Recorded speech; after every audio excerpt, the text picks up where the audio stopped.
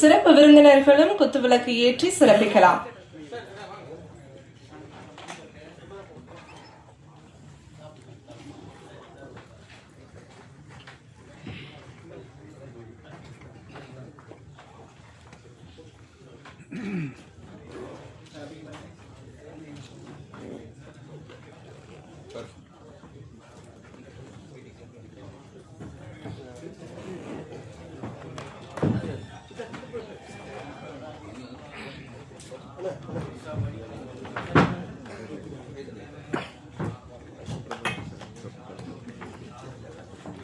ஆதிரி மங்கையின் பேச்சு.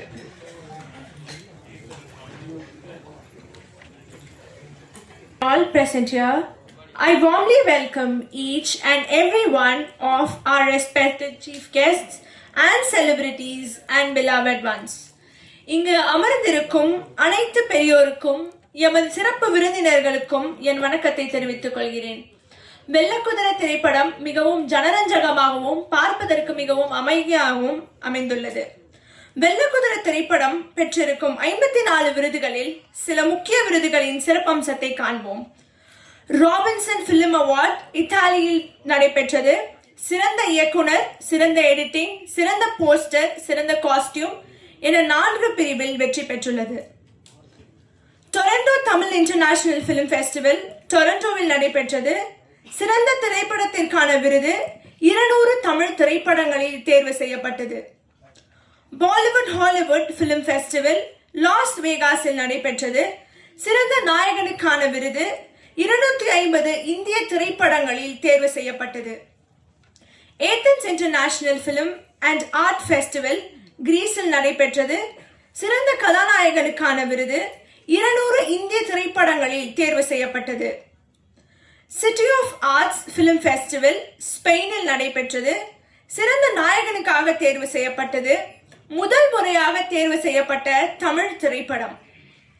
Eastern Europe film festival ரொமேனியாவில் நடைபெற்றது.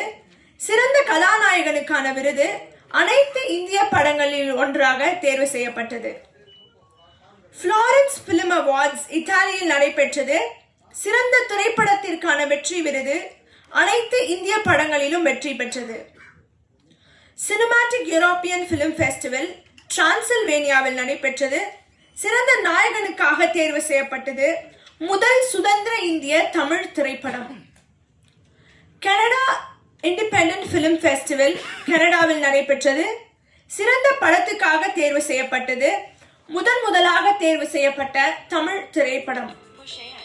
டைட்டன் இன்டர்நேஷனல் பிலிம் ஃபெஸ்டிவல் ஆஸ்திரேலியாவில் நடைபெற்றது. மதிப்புமிகு சிறந்த பட உருவாக்கத்திற்கான விருது அனைத்து இந்திய திரைப்படங்களில் ஒன்றாக தேர்வு செய்யப்பட்டது. CKF இன்டர்நேஷனல் பிலிம் ஃபெஸ்டிவல் UKவில் நடைபெற்றது.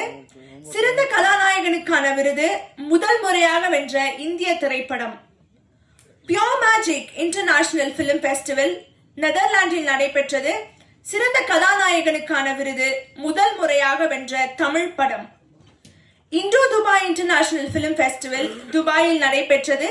சிறந்த கலைஞர்களுக்கான விருது 300 படங்களில் முதல் படமாக தேர்வு செய்யப்பட்டது. ICE சினிஃபெஸ்ட் சிறந்த முக்கிய கதாபாத்திரத்திற்கான விருது அனைத்து தென்னிந்திய திரைப்படங்களிலும் ஒன்றாக தேர்வு செய்யப்பட்டது. லூலியா இன்டர்நேஷனல் பிலிம் ஃபெஸ்டிவல் ஸ்வீடனில் நடைபெற்றது. சிறந்த திரைப்படமாக தேர்வு செய்யப்பட்டது. 7 வருடத்திற்கு பிறகு தேர்வு செய்யப்பட்ட முதல் தமிழ் திரைப்படம். கலாகாரி பிலிம் ஃபெஸ்டிவல் இந்தியா சிறந்த திரைப்படத்திற்கான விருது 600 திரைப்படங்களில் ஒன்றாக தேர்வு செய்யப்பட்டது. நவாடா இன்டர்நேஷனல் பிலிம் ஃபெஸ்டிவல் இந்தியாவில் நடைபெற்றது. சிறந்த திரைப்படத்திற்கான விருது 2024 450 திரைப்படங்களில் முதல் திரைப்படமாக தேர்வு செய்யப்பட்டது. டட்ராஸ் இன்டர்நேஷனல் பிலிம் ஃபெஸ்டிவல் ஸ்லோவேக்கியாவில் நடைபெற்றது. சிறந்த இந்திய திரைப்படத்திற்கான விருது. சிட்டி பிலிம் ஃபெஸ்டிவல் ஸ்டாக்ஹோம் ஸ்வீடனில் நடைபெற்றது. சிறந்த திரைப்படத்திற்கான விருது 400 படங்களில் தனித்தன்மையாக தேர்வு செய்யப்பட்டது. இண்டிபெண்டன்ட் பிலிம் அவார்ட்ஸ் USAவில் நடைபெற்றது. ஃபைனலிஸ்ட் சிறந்த திரைப்படம் முதல் முறையாக USAவில் வென்ற ஒரு இந்திய திரைப்படம். சாமைன் பக்கோக்னா இன்டர்நேஷனல் பிலிம் ஃபெஸ்டிவல் மொரோக்கோவில் நடைபெற்றது.